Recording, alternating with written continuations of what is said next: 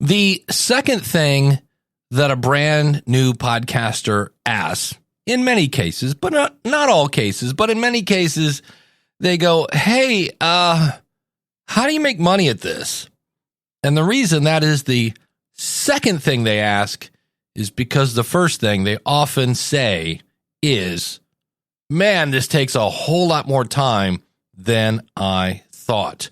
And so my buddy Scott Johnson from whatwasthatlike.com threw out an idea for the question of the month, which is, what kind of time-saving hacks do you have when it comes to producing, promoting your podcast? And we're going to hear your answers today. Hit it, ladies. The School of Podcasting with Dave Jackson.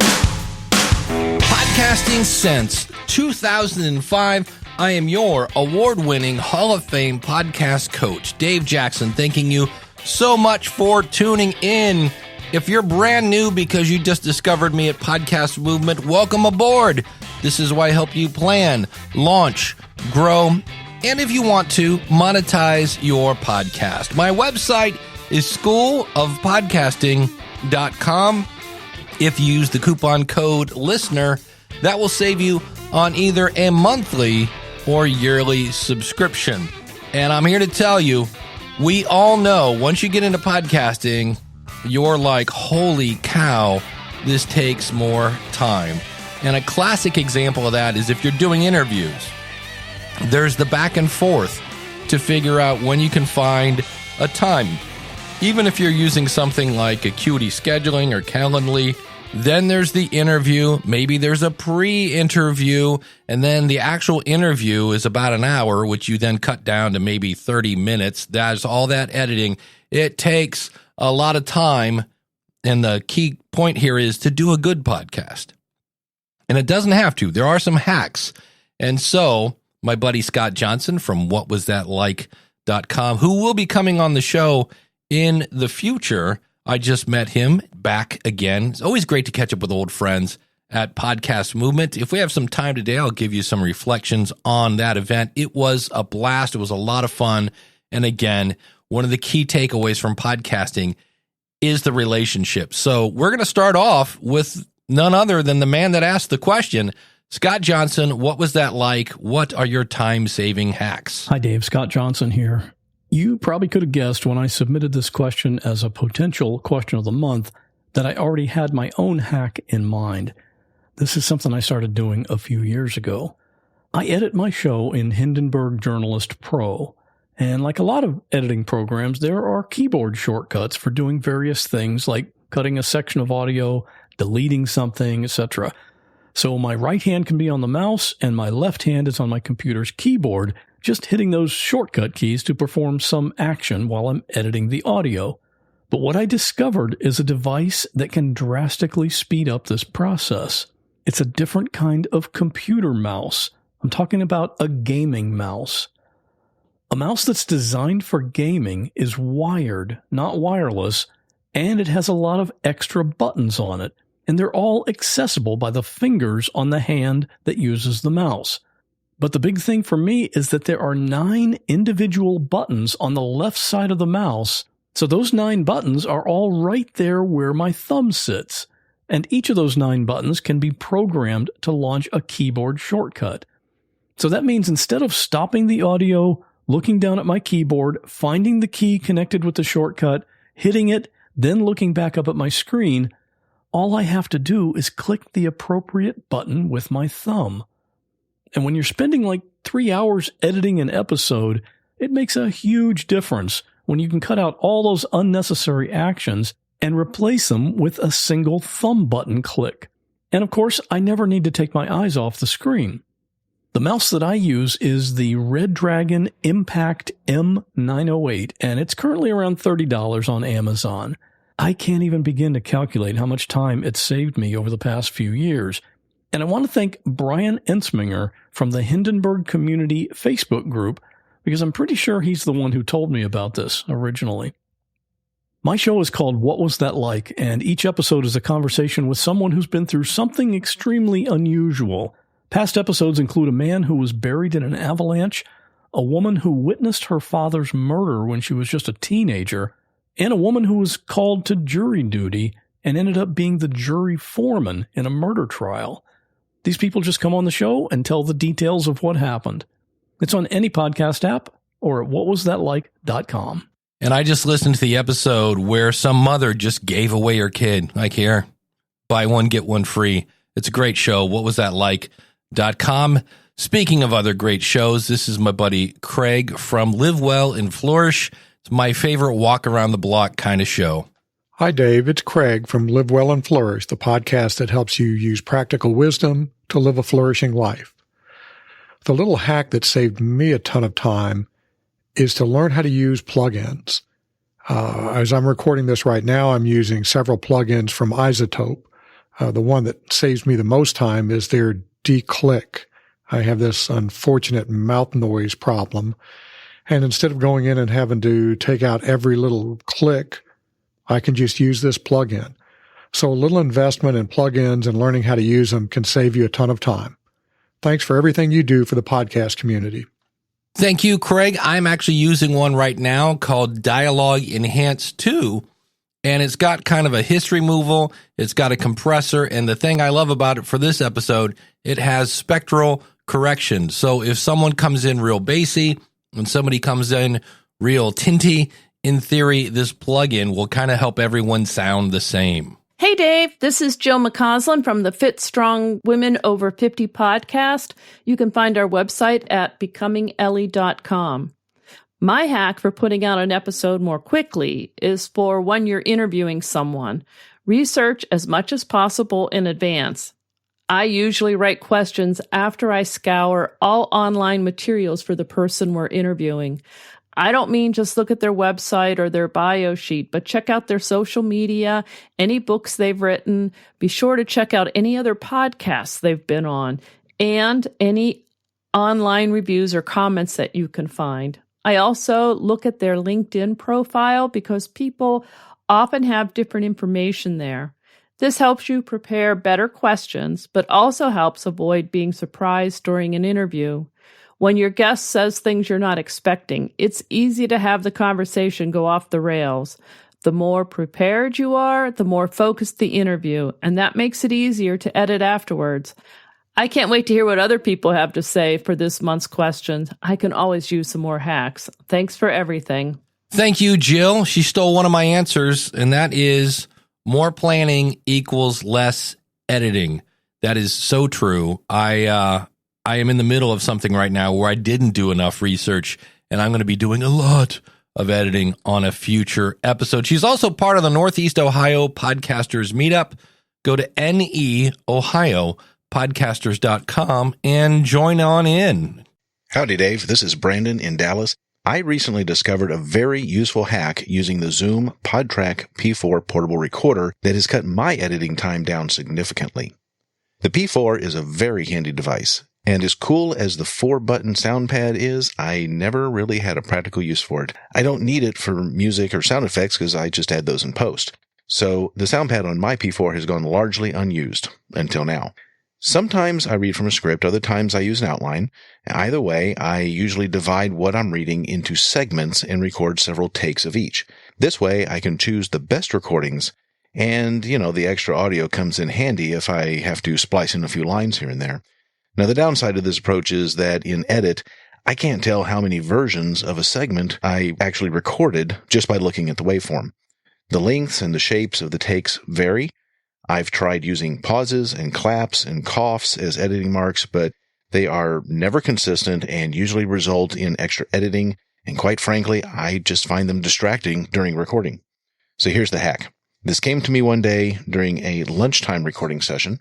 I used Audacity's tone generator feature to create 4 sounds that I knew would leave distinct, very identifiable shapes on the waveform, and assign them to the 4 buttons on the sound pad. Now, when I finish a take that I feel good about, I hit the button that plays this sound. If I mess up, I play this one. After recording a few good takes, I play this. Finally, if I record a little memo to myself, it's followed by this sound. When I use these editing marks consistently, I found that I can, 1, identify takes that can be removed without even listening to them, and 2, tell exactly how many takes of a segment I need to evaluate. I'm no longer distracted trying to remember how many times to clap or how long of a pause I need to record. And because the P4 records the sound pad on a separate track, I don't have to worry about the editing marks interfering with calculated effects like normalization. My name is Brandon, and my first podcast is going to cover lessons that I've learned over 15 years of studying and experimenting with techniques in personal and team productivity. It doesn't have a name yet, but I'm busy outlining the episodes, and I hope to start recording soon. As always, Dave, thanks for all you do to help us aspiring podcasters out there. Thank you, my friend. I love that answer, Brandon, because you are playing. You're like, I don't know, let's try this. And we need to play some more and just take the pressure off and see what happens if we try this, because sometimes you go, wow, that worked. So thanks so much for that tip. And if you need help with the name of your show, go out to podcastconsultant.com/13. And I've got an episode of the show called Your Podcast Consultant, all about picking your name. Hello, Dave and fellow podcasters. This is Karen Velez of Just Grow Something, a gardening podcast aimed at making you both a better gardener and a better eater, with evidence-based advice that teaches you the why behind the how of what we do in the garden and in the world of food and nutrition. You can find me at justgrowsomethingpodcast.com. As far as hacks that help me put out an episode more quickly, this is something I believe I learned on an episode of the School of Podcasting, and that is having a template for my show. Now, I did have a written template that had helped me to sort of stay on course with the different segments of my episodes, but now to accompany that, I have an audio template as well. Previously, my audio files for my intro, my outro, my transitions, and the music tracks and like were all in their own folders. Now I have all of the standard audio clips in one file, in the order that they are generally used. This way, I have that file opened alongside the current episode, and I can easily copy and paste those audio segments in where I need them without having to open multiple folders or do any imports. Now, I use Audacity to record and edit my show, so this may look a little different for you depending on what you use. But as my show has begun to get a little bit more produced, having both a written template and an audio template has streamlined my recording and my editing tremendously. I hope that helps someone. Again, this is Karen with Just Grow Something, and you can find me at justgrowsomethingpodcast.com. Yep, Karen, that's something I've been doing for a while. And hey, what can I say? Great minds think alike. Here comes Kim Newlove, who will be at Monday's Northeast Ohio Podcasters Meetup. This is Kim Newlove from the Pharmacist Voice podcast, which you can find at thepharmacistvoice.com. The game changer for me, time-wise, has been templates. Templates for my DAW, templates for my show notes, templates for my artwork. For my DAW, I use Studio One Artist. I did not know how to set up a template, so I actually reached out to someone for help. That's right, I paid to have somebody set up my template. There is no shame in paying for help. For my show notes, I just use a Word document and I copy and paste content that can be reused. And for my episode artwork, I use Canva. Canva.com, it's a great tool for graphic design. All I have to do is duplicate a previous image and then go ahead and change the content for the next episode. I have all kinds of different artwork from the years, so it's not exactly the same every time. Sometimes I duplicate something from a year ago. Sometimes it's something more recent. No matter what I choose, using a template and duplicating it for the next episode works for me. As for my podcast, I have been doing the Pharmacist Voice podcast for about 3.5 years. I do solo shows and I do interview shows. The solo shows are about some aspect of being a pharmacist, a voice actor, a pharmacist podcaster, or my career transition from pharmacist to voice actor and podcast host. My interview shows feature a variety of people who use their voices to advocate for something like public health, educate in some way, like having an oncology online course, or entertain, as in having a podcast or being an author. Again, you can find my podcast at thepharmacistvoice.com. Happy podcasting, everyone. Thank you, Kim. I look forward to meeting you at our meetup. And Saturday, I do a live show called Ask the Podcast Coach. So if you ever want free podcast consulting, that's where you can get it. And my co-host is Jim Cullison from HomeGadgetGeeks.com. And I asked him, hey, you got any time-saving hacks? And here's what he said. Like, check the services that you're currently using, whether like Auphonic or if it's a cloud-based service. See if they have integrations to other services where it'll transfer those files automatically or it'll pull down information automatically. There may be more there than you think, especially in this new world of AI. There may be some AI integrations that have been added that you didn't know about. If you're using cloud-based services, check them again just to make sure. It may be, you may find some new things that you didn't know exist. And you might look into, I believe it's Zapier, or I think it's called Zapier. It's Zapier. And to give an example, when somebody signs up at the School of Podcasting, it puts a to-do item on my to-do list to make my welcome video. It adds them to my CRM, less annoying CRM. It does a whole bunch of it. It's just, if this happens, then do this. So you could have something like, when my RSS feed updates, create a tweet for it, or whatever we're calling it this week, exit, something of that nature. So automation can take a lot of the stuff off your plate. Hi, Dave.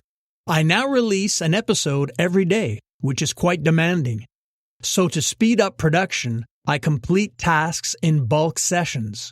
That is, one day for writing scripts, the next for recording several shows, the next for editing, and so on.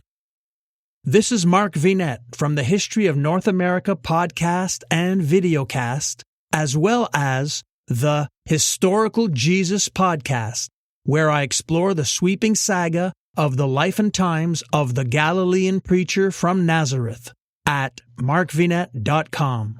Yes, I know a lot of people. I was surprised I didn't hear this kind of answer more, is bulk.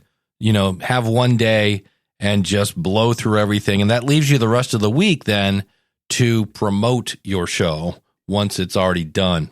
Hey, SOP friends, it's Steve Stewart from stevestewart.me, where I edit podcasts for people who don't want to do it themselves. As you can imagine, I have a lot of hacks that I use to get episodes out more quickly, since it's basically my day job. My number one hack then would be to customize your keyboard shortcuts in your DAW and get to know them. I mean, that just goes without saying. I bet somebody has already said that one. But what I want to share here today, a lot of people don't really think about as a hack for getting episodes out faster. And that's having a second monitor. Steve, how does a second monitor make me edit faster? Well, let me tell you, it changes my life when I have two, or I've had three monitors at one time. Fantastic, by the way. But even two monitors is fantastic because I've got my main monitor in front of me, and that's where I've got my DAW. I've got the editing software or video editing software open in front of me.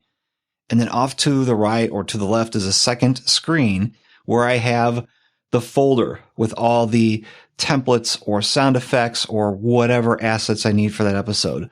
It's where I have notes from my client that says, hey, we want to take out this part at the 5-minute mark.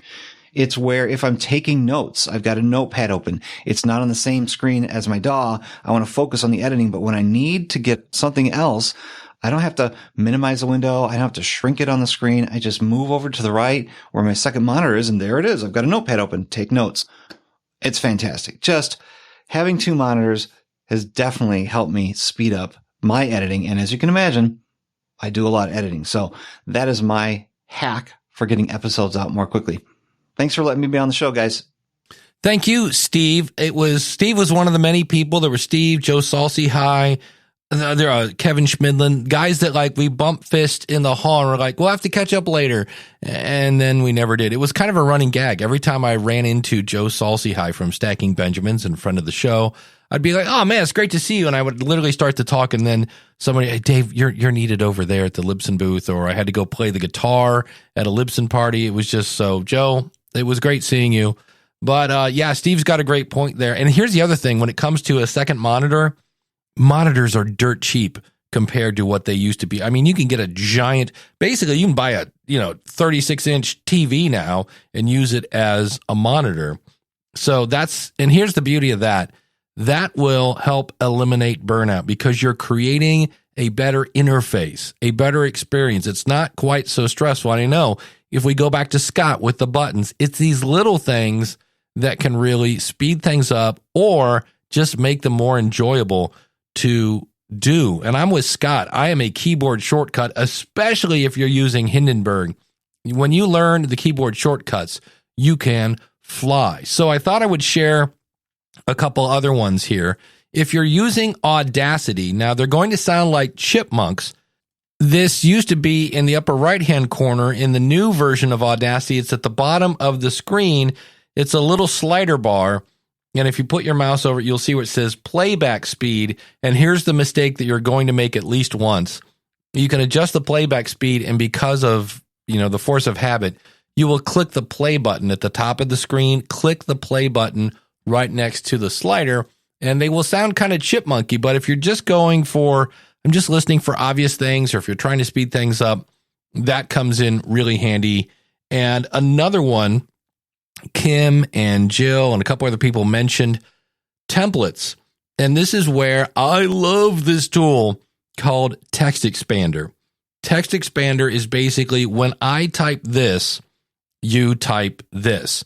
And I use this. You could basically, if you have the same kind of, on today's show, we talked about blank, key points mentioned in this episode. If you have basically the same kind of episode description, your show notes, you could basically create a blank one, go into your media host and just type in whatever, show notes. I always put a hashtag there so I don't accidentally type it by accident. So hashtag show notes, all one word, bam, here comes your template for your show notes. And I use Text Expander because somebody be like, what's the best microphone? I go, Samson Q2U. Well, I just type in hashtag Q2U and there's the link to the Q2U. If somebody, I go on and on. I use this a little bit at Libsyn. Libsyn is a media host that I do tech support for. And as you might imagine, Libsyn wants to stand out. So we try not to do too much of the automated responses, but on occasion I have some that I will do with that. And you can actually have them fill in. So I could have, dear blank, I can't look up your account as you didn't provide your email address. I used this email, blank. Can you please supply the email and the name of your show? And then when I put that in there, it'll say, okay, what's the first one? And I'll go, Janine. And then I'll be like, and it'll say, okay, what's the email? And I'll put in her email. So, and it fills it in, makes it look all personalized.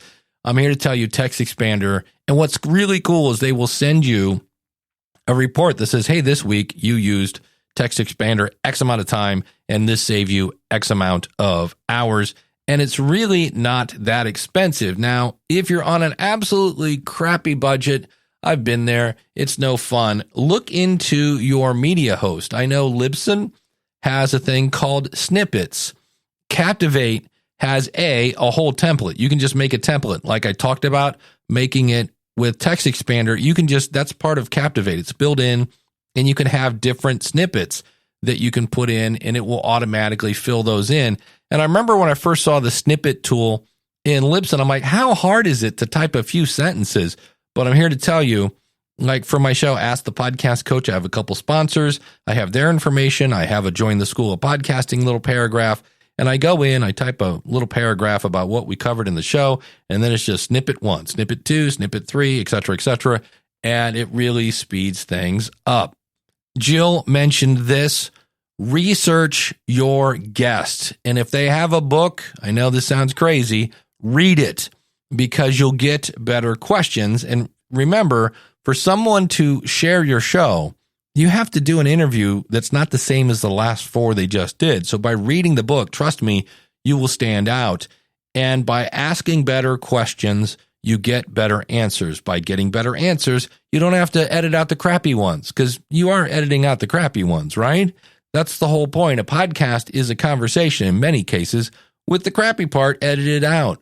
Don't be boring. That's what my friend Glenn always says. Don't be boring. That's really the number one rule of podcasting. Another tool I use is Podpage. I had to do an episode before I went to Denver for Podcast Movement, and I slept like a baby because I went ahead and I scheduled my episode ahead of time, in this case on Libsyn. And Podpage uses your feed. So when that album, how old am I? When that episode comes out, it basically updates your feed. The feed updates Podpage and automatically updates your website to show that information. Podpage has, it's called an episode signature. So if you have things that you always put at the end of your episodes, you could put those into Podpage. Now, those will only show up on the website, not in like the show notes on Apple Podcasts or things like that. Another one is, and you can use, I mean, you throw a rock and you hit 10 of these, but there are all sorts of AI transcription tools. And even if it doesn't do AI stuff, a transcription service can save you an enormous amount of time for those times when you didn't do the research and you've got a pile of caca that we're calling an interview. And instead of listening to the 50 minutes, you can read much faster than you can listen, again, unless you want to do chipmunks. And that's where you can highlight the parts you want to keep while you're, I don't know, riding the train if you're in the UK, so that when you do get in front of the actual audio file, you kind of can see, because most of the transcripts will put kind of a timestamp, so you can see where it is or things like that. Another thing I've used transcriptions for is, on occasion, I will play clips of other shows in this show. I will want to comment on something that, say, Bandrew from Bandrew Says, or Todd from the New Media Show, or things like that. And I will download their episode. I'll transcribe the whole thing. And I know Todd was talking about whatever, owning your own domain, just to make a Todd joke. And I will go into the transcript and type in own domain. I'll be like, oh, Todd mentioned this 14 times. I'm going to use the one at the 22-minute mark. And I did get to hang out with Todd this week at Denver. Always great to hang out with Todd Cochran. So that's one that I've like, oh man, that I did it in, 10 minutes, if that, by just reading the transcript. That one can come in handy. Multitask as often as you can. So while I'm uploading the MP3 file, I am going over to Canva and I'm starting to work on my artwork. And like Kim Newlove said, I have a template in Canva. So it's always got the School of Podcasting logo. It's got the number in the bottom right-hand corner. And then basically what I do is I delete the background image. I find a new one in Canva. I pop it in. I resize it. I rearrange the text of whatever it is. And presto, my artwork is done. Now, some people will scoff at that and go, you need to work harder on your thumbnail. And I would say, sure, but I don't have the time right now. And that is good enough. This one doesn't sound like a hack, but trust me, when I don't do it, I waste a boatload of time. And that is when I get an idea, or if there's something I want to reference or something that I need to remember later, I use Evernote. And there are plenty of these. There's OneNote from Microsoft. There's Notion. There's a ton of, you could just use Apple Notes. But when I see something and I'm like, that's cool, I want to remember this later, I put it into Evernote, because there's nothing worse than like, I know I saw it. It was here, yada, yada, yada. And that's just from me doing that enough times that I'm like, wait, hold on. And Evernote is cool because if something comes in my email, Evernote will give you an email address. So I have a contact person in my Gmail, and his first name is Ever, his last name is Note. So if I want to send something that I got via email to my Evernote account, I can just forward to that email address and it shows up. I use a calendar tool. I was recommending TidyCal, and I might in the future, but right now it really messed up my calendar, because if you do an all-day event like, I don't know, Podcast Movement, Wednesday through Friday, it wasn't seeing that. And they kind of came up with a hack for it where you could go in and block time, but you'd have to add the blocks on every type of meeting you have. So right now I'm not recommending TidyCal. And I used to use Acuity Scheduling, which was bought by Squarespace. And because everybody else and their brother was using it, I have started using Calendly, and I actually do like that. I wish they had an affiliate program. They used to. But the bottom line is that if you're doing the whole, hey, is Thursday work for you? Nope, Thursday doesn't work. What about Tuesday? That is, again, just time on the clock. And so get a calendar scheduling tool. It makes it so much easier. It makes it easier for them if they need to reschedule. You can set up questions ahead of time, like where can I find your bio and things of that nature. Another thing that we often look for that if you set this up once, I use a tool called Brandy. Go ahead and sing. You just know you want to. Yeah. What a good wife you would be. Thank you. Now that we're done with that, Brandy, I have all my bios, my social links, anything. If somebody interviews me that they go, hey, do you have a copy of your headshot? I just go schoolofpodcasting.com/press kit. And that will take you over and here's my logo and everything like that. That again saves me from having to find it. And here's this and attach it. I'm like, nope, here it is. Everything you need. It's right there. So that's another time-saving tool. And you'll notice that some of these are like, well, how hard is it? Your headshot's right there in the folder. It's just the fact you don't have to go looking for it.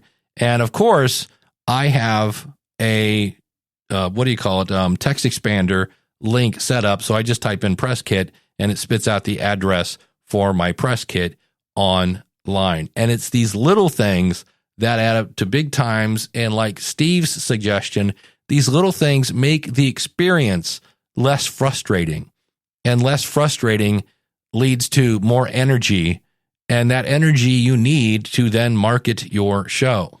And I'll do one more, and I could do these for an hour. This one you have to do with a little bit of investigation, and it's all built on trust, and that is use and utilize your audience, use your community. And this is just something I just started doing. At the School of Podcasting, I've always had open group coaching. It's twice a month, once on Saturday, once on a Wednesday evening, and then we have lunch with Dave, which is every Friday. And it was always just open Q&A. And it was fine. People would show up and do exactly what it's intended for, but they were always lightly attended. And I was like, hey, you know what? I have brilliant podcasting minds. And so as I record this, on September 2nd, a member of the School of Podcasting, Chris Stone from castahead.net, is a bit of a Descript guru. And I was like, well, why should we wait till Dave learns it to, share it with people? Let Chris do it. Craig, who we heard earlier, has been playing with ChatGPT a whole lot longer than I have. And he doesn't know this yet, but I may be asking him. I've kind of hinted that it'd be cool for him to do a presentation on it. And so I know Adam Curry, he always talks about time, talent, and treasure. These are the three ways that your audience can support you. Their time, they can go out and promote. Their treasure is obviously their money, and their talent might be artwork. It might be whatever they can do to help grow the show. So don't overlook when it comes to growing your show and speeding things up, leaning into your audience. Now, you have to be careful because especially if you have somebody goes, I'd like to do artwork for you. What happens if it's awful? So you have to give yourself some sort of safety net there that's going to enable you to be able to back out and not lose them as a listener. I know with guests, I often have the tagline, hey, since I've just met you, I would be happy to interview you. But in the event if I feel that the interview doesn't match my audience, I reserve the right to not publish it.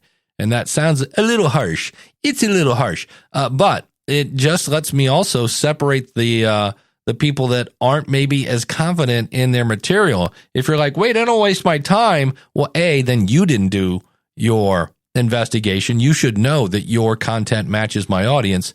And so that has helped me eliminate bad interviews. I've only had, I think, 2 people over the years that kind of objected to that. And that is probably I'll end on this one. I know this is my, I think, third. The last one is, again, do your research on your guests. I didn't do this recently. I'll still be able to pull a decent interview out of it. But there was a part of me that was like, shame on you, Jackson. You talk about, doing the work and doing your research. And this person, I was just halfway through the interview. I was like, there's not a lot of usable stuff here. And I really pushed myself to ask better questions and things of that nature. So that's can be a huge time suck because we know, I would say one of the biggest things when it comes to, sucking up your time is editing. And so again, more planning equals less editing. And remember that you're going to pay with one of 2 currencies. You're going to pay with your time, or if you got it, you can pay with some cash. And if the question is, well, which one should I use?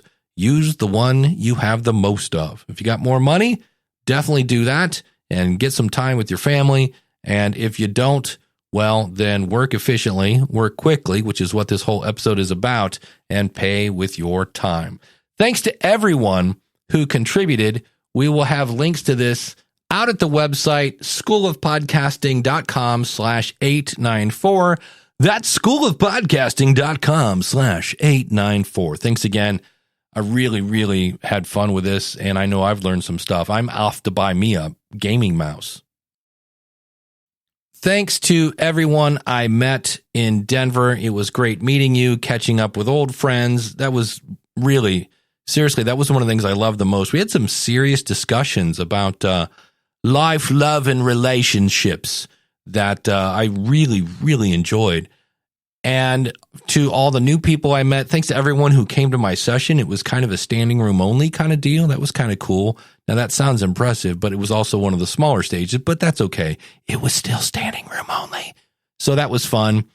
And I had some people comment on the last episode, 893, where I talked about my podcast, your files filling up your hard drive. But I also talked about how I was really nervous because I spoke at my high school reunion. The speech went off pretty much the way I wanted it to, and the one kind of risque joke fell flat on its face.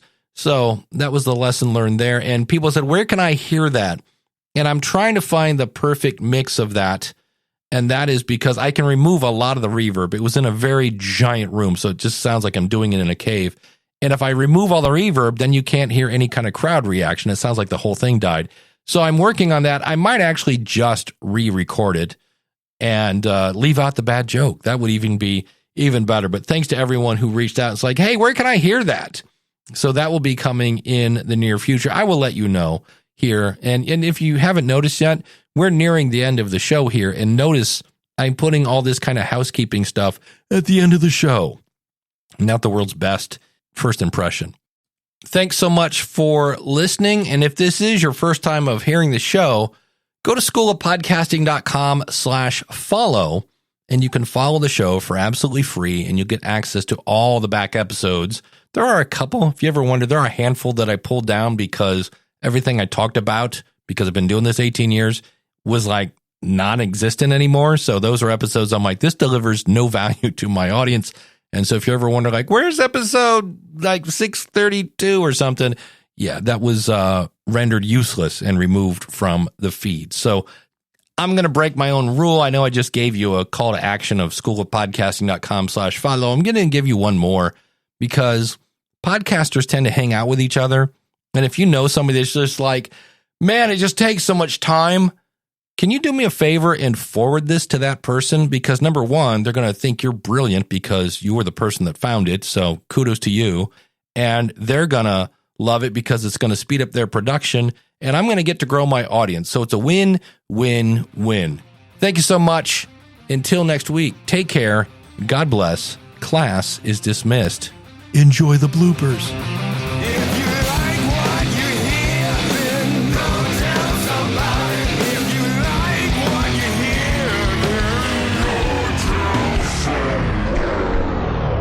And that's something I'm slowly dipping my tip. Oh, I love that tip. One of the things I always encourage people to do, I encourage you. You do me a favor and send them this episode. They're going to love you because we're going to help, speed up their profit and their profit. No, not their profit. Speed up their production, Dave. It's a P word, but it's the wrong P word. Thanks to everyone I met them. I saw them and I threw them right on a mat. I'm like, you've been matted. Oh, crap. Are you still here? Thankfully, you're still here. I just thought of another really good one. On a Windows machine, this is both Windows and Mac. When you go into like File Explorer, you can pin folders on the left navigation. And I know this because I just went to my 894 folder and I hadn't pinned it, which means I got to go to podcast, double click, SOP, double click, episodes, double click, 894. And that's one of those little things that drives you nuts when you have to do it 50 million times for one episode. And you can do the same thing in a Finder and you can just drag the folder that you're currently working on under favorites. And then once the episode's done, you can remove it from your favorites. But that's another one like Steve was talking about. It makes the experience so much better when you're not double click, double click, double click, double click, double click, double click, double click.